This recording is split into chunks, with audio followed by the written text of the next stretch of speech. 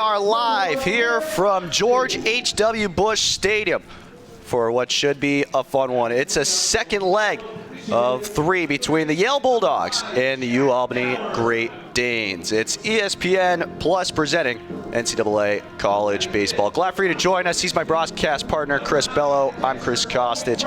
And Chris, when you look at these two teams, especially from yesterday, it was a chilly one, and both teams really had to brave the elements. Ended up getting a lot of low-scoring baseball as well, but Bulldogs looking to get one back against the Great Danes here today. Trying to bounce back against UAlbany. You know, they pick up their first win of the season and they improve to 1-10. It was back and forth the entire day between the Yale Bulldogs and the Great Danes. You know, Yale struck first in that first inning, a leadoff double by Caden Dassa, and then a sac fly by Jack Dower to get the first run of the game, and then UAlbany comes striking right back to tie up the game later in the sixth inning on this single. You know, watching this game live yesterday, you thought maybe that throw would have beat the runner at home and they would have picked up the out, but instead it ties the game.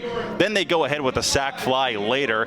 Yale finds themselves down 2-1 heading towards the later half of the game. But then the most exciting play of the game happened in the seventh inning. You know, you see Owen Turner steal home. It was supposed to be a suicide squeeze. He got left in no man's land and then just ended up scoring anyways. And unfortunately, Yale couldn't pick up that momentum and lost in extra innings. Great Danes got the win 4-2 in 13. Alex Ania was the winning pitcher. Tate Evans, unfortunately, got the loss in that one. As the Great Danes will look to get win number 2 of the season here after the break. Brian Guerrero had that big hit, as you mentioned, Chris. He came in as a pinch hitter. He ripped the ball down the left field line, ended up giving the Great Danes a lead in the 13th. And as we were talking about in pregame, as we take a look at the defensive lineup as well for Yale, more or less the same. Caden Dassa, Garrett Larson in left, and then right field getting the start today is Brady Ruiz-Weiss. You also got Colin Sloan back at shortstop. Davis Hansen had a huge play at third base to keep the game tied in the 12th inning. He gets slotted over to first base coming back from that ACL tear last year, and Jack Dower is slotted over to third base. Look at that base knock into left field right there to give Yale the lead. It's 6-5. They've completely flipped this game over on its head. You know, it looked like for a moment Yale was going to strike. Then they get 2 outs. They're unable to score, maybe, but Banner then gives up the hit to tie up the game. And Yale, as you mentioned, Chris, able to catch UAlbany sleeping and get the base knock to score their third run of the inning. Bottom of the 5th inning here from New Haven. The Yale Bulldogs trailing by 2 to the Albany Great Danes. Looking to make it, trying to at least even the series up at 1, but in the long run, trying to make it 2 straight series wins, or pardon me, 3 straight series wins in a row. Got series wins against George Washington and Pepperdine the last couple weekends. Part of the order due up for the Bulldogs, Caden Dassa starting us up, and started things up with a bang in the 3rd inning. Leadoff double, which led to him being the 2nd run of the game for Yale. Banner from the windup fires a fastball low, 1-0. Yeah, Dassa came into today's game coming off back-to-back multi-hit games. Had 2 in the game with Sacred Heart that you and Jacob Kronberg did, and then, of course, the 2 hits to yesterday in that 4-2 loss. Dassa tied for 2nd on the team coming into this game in batting average. As he lines this one up the middle, base hit. More so a blooper, but either way, Dassa's on for the 3rd time today. Back-to-back games with multi-hits. That's 6 hits now over the last 3 games, and as you mentioned, Chris, Dassa just dunks it right in between the center fielder and left fielder, but that's good enough to start a rally here for Yale.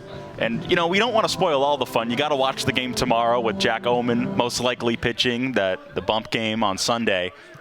But this is a big game for Yale. If you can get a win here against Albany. First pitch swinging for Larson. Chopper back to the pitcher. Second for 1 to first. Not in time. Not able to spin it, but they're able to get the lead runner, and there's 1 away. Yeah, massive effort by Larson right there, busting it down the line. He was able to just barely beat the throw at first base, you know. Obviously a little easier in the collegiate league because you got that extra base there. You don't have to worry about the fielder running into him. Brings up Jack Dower, 0 for 2, reached on a fielder's choice in the first and lined out to second in the third. First pitch, up and in, 1-0. That was a massive, massive at-bat for Banner and Dower, and Banner was just able to get Dower out. And that was right after Garrett Larson had tripled, and this isn't an easy batter to retire, and the fact that Banner was able to settle down and get the 4-hitter today for Yale, it just shows the kind of day he's had in his testament. Larson very active over at first base, which is why you saw the throw over there. 1-0, misses below the knees, 2-0. Larson, thanks to that RBI single back in the first inning, now on a 5-game hitting streak. That one's inside, 3-0. Well, Banner's come inside a couple of times now to Dower. First with the breaking ball, that time the fastball, trying to push him off the plate. It's 3-0 though. Wouldn't be surprised if he just threw a pitch to just put Dower on here. And it's a 4-pitch walk. So Dower is on with 1 away. It's first and second for the catcher, Owen Turner. 0 for 2, has reached base twice though with 2 fielder's choice plays. Quite a number of fielder's choice plays already in this game. But in terms of Banner, that's only his 3rd walk allowed. However, only 1 strikeout to go to his name as he fires ball 1. We were talking in between the breaks, Chris, about leaving runners on base, and Yale yesterday 9. We at one point were saying they had left 5 on base. This is a big moment here in the 5th, down by 2 to try and get a run back. Turner swinging on 1-0, fly ball to right, caught by Moroja, tagging and going to third is Larson, and he's in sliding, and it's runners on the corners with 2 away. Kind of surprised Turner swung at that pitch considering it was 5 straight balls from Banner. Yeah, Banner's been in and out of the zone a little bit, and credit Banner a little bit here. He has been outside of the zone a little bit, but the pitches have been right there. They've been good fastballs that he hasn't been getting that call in the lower part of the zone today. It's been at the knees, but they've been going for balls. At the very least, Turner does his job and moves the runner over. Brings up Davis Hanson, 0 for 2 today. Struck out swinging in the first, ground out to third in his last time up. 0-1.